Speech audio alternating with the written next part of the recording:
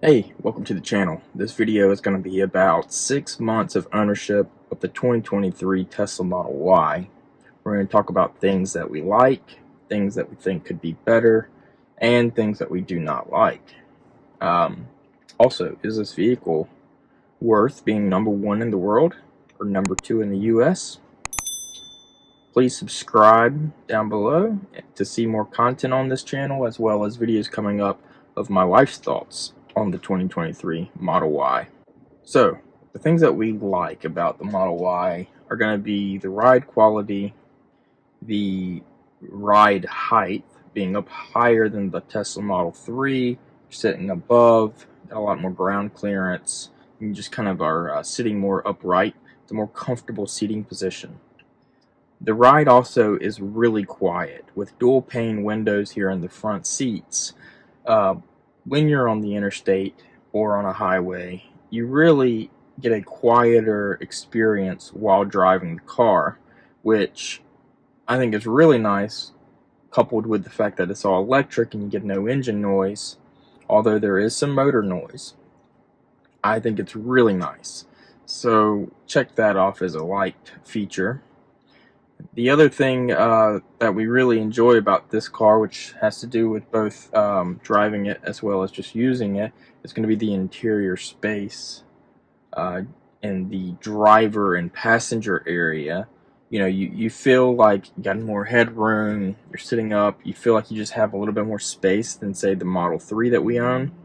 And then storage space, obviously, is vastly larger than the Model 3 as well, and we really enjoy that. For example, in the front trunk or the frunk, you can actually fit a good size cooler in there, when in the Model 3 I had to buy a special really slim cooler to be able to fit it in the frunk. You can fit, different bags, actually fit bags of groceries in it and things like that. When in the Model 3, it's a little more difficult and used a little less often for things like that. The other big thing with the new Model Y in the 2023 variant is that it gets roughly 330 miles of range compared to my 2019, which was around 310. There was degradation there. We have not actually seen any degradation yet in the Model 3. We've only got about 3,500 miles on the car in the last 6 months, but it seems to be holding up a lot better, and the range is just outstanding on this car. Obviously, with all electric vehicles, and this doesn't really change between my Model 3 and this car, but one of the major things that we do like about the 2023 Model Y is the fact that you do not have to visit gas stations. We charge at home every night, maybe every couple of days. It's a lot cheaper than buying gas to fill up on a regular basis, and you always have a good amount of charge on your car when you go to work and things like that. So I don't miss going to gas stations at all. I don't have to go anywhere else on my way to work or my way home. It's go to the places that I need to go, and that's it. With that, there's also the lack of maintenance. So there is no maintenance, 3,000 miles or 3,500 miles, no oil changes, no brakes, nothing to that manner. Once it comes time, we'll be changing the air filters and maybe putting windshield wiper fluid into the dispensers. It's about the most you really got to do as far as maintenance. Get the tires rotated and new tires when the tires actually wear out. One of the other things that we really like about the 2023 Model Y is going to be the fact that it does have a better processor for the computer system. It actually uses the Ryzen chip, and it is so much snappier than my 2019 Model 3. It just flips through everything very easily. It's easy to go and look at your stored Sentry mode and things like that, which brings us next to the next topic. The Sentry mode and onboard dash camera is a must. You don't have to worry about getting in an accident and not having proof that it may be someone else's fault, or if you get a hit and run, it will video record that, and you have more likelihood of actually being able to pin down or give police officers who hit your car, so that their insurance will cover the damages versus you having to cover the damages with your insurance. And the last thing that we're going to say that we really like about the 2023 Model Y is going to be the same that is with any Tesla, is the over-the-air updates. So just thinking back on my 2019, if you were to look at them from the screen standpoint side by side, you would think that they are the exact same car, except for the fact that there's a little picture of the Model Y or the Model 3. Also, they're different colors. But other than that, they both have the exact same features within the screen itself for the most part. And they constantly get updated. We get updates about on a monthly basis. Sometimes it's just to fix bugs that came out in a previous larger update, and then we get new features and things like that. And that is something that no one else offers other than Tesla, and one of the big reasons why we love driving these cars. Also, if you're thinking about buying a Tesla, look down below in the description under the like button, and you'll find a referral link from me, and you get some free things. There's some free points and some supercharging miles that you get. They do make changes to it, so it may be different when you click on it. Alright, so some things that they could improve. I think Tesla still has issues with the build quality. I will say some of the build quality is better than back in 2019, but overall, as we own the car and keep driving it, I keep finding new things, such as the rear door is actually, hitting the carpeted area a little bit. There's a little bit of a crooked area on the door panel and such like that. So there are still some quality issues that you wouldn't get in some of the other manufacturers. The other issue that we have with this that I think could improve is going to be the paint quality. We had an issue with a paint defect at delivery. There's a video, I'll link it below in the description, and there's a card for it above. Paint quality just really is not perfect. It's not terrible, but it's definitely not on par with other OEMs, and there's a lot to be desired for what I would say is a mid-level luxury vehicle. Autopilot with the 2023, I think, is something that could be improved. There's no longer the ultrasonic sensors on these newer cars like there were in my 2019. And so the autopilot relies more on cameras. And so what we have some issues is going to be, autopilot requiring wipers to be automatic, or your high beams to be automatically put on when the car sees the desire to do so.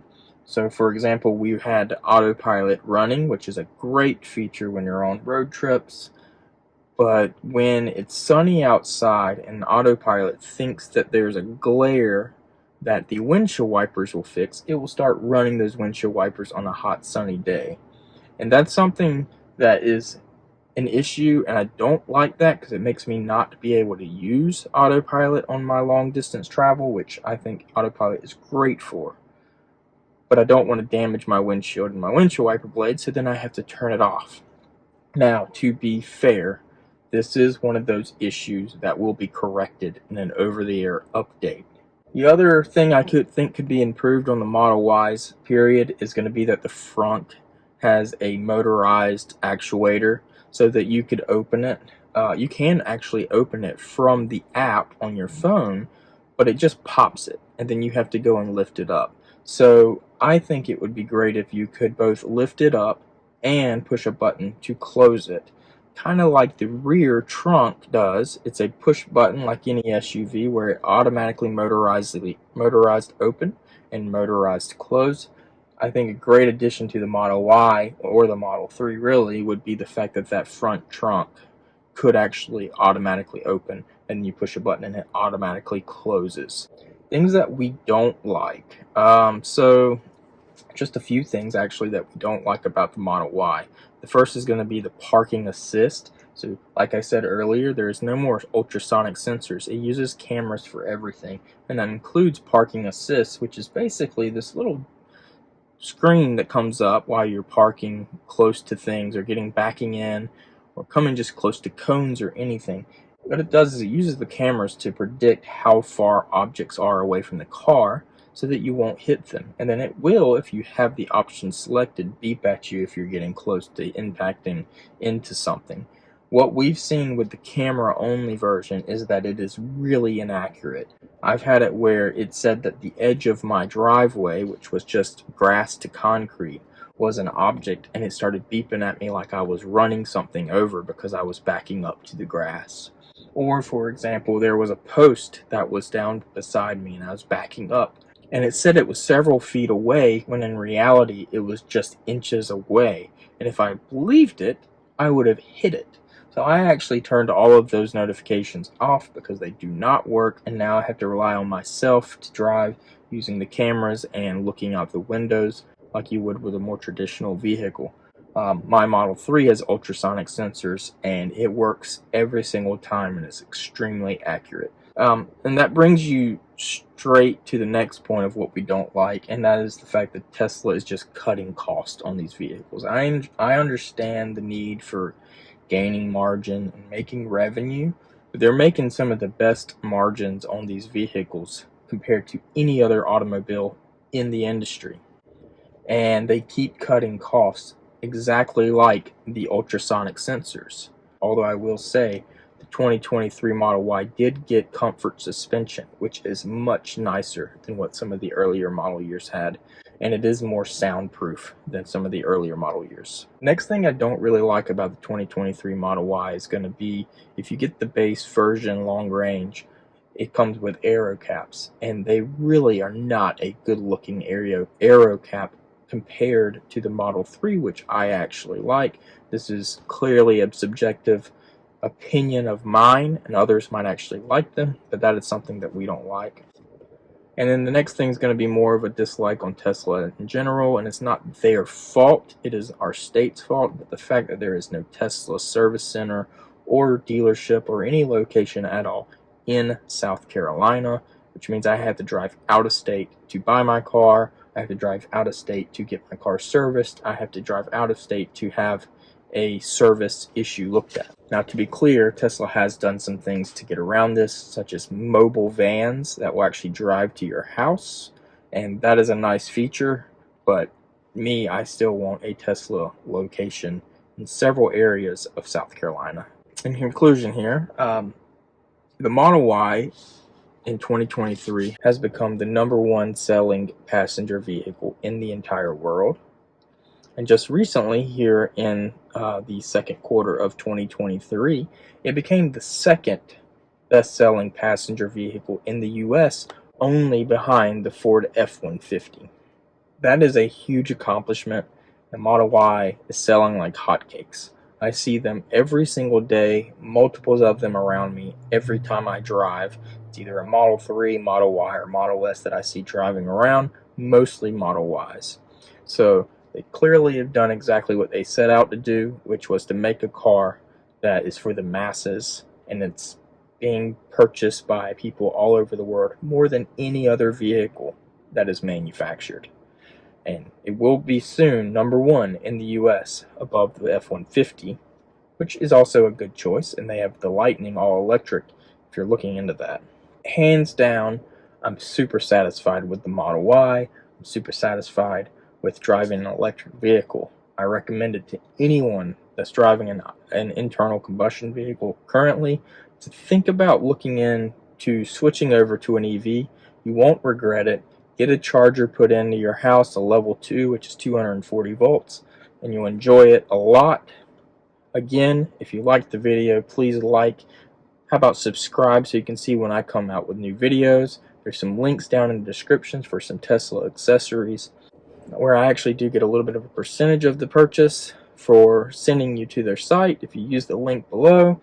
Enjoy the rest of your day, and we'll see you on the next one.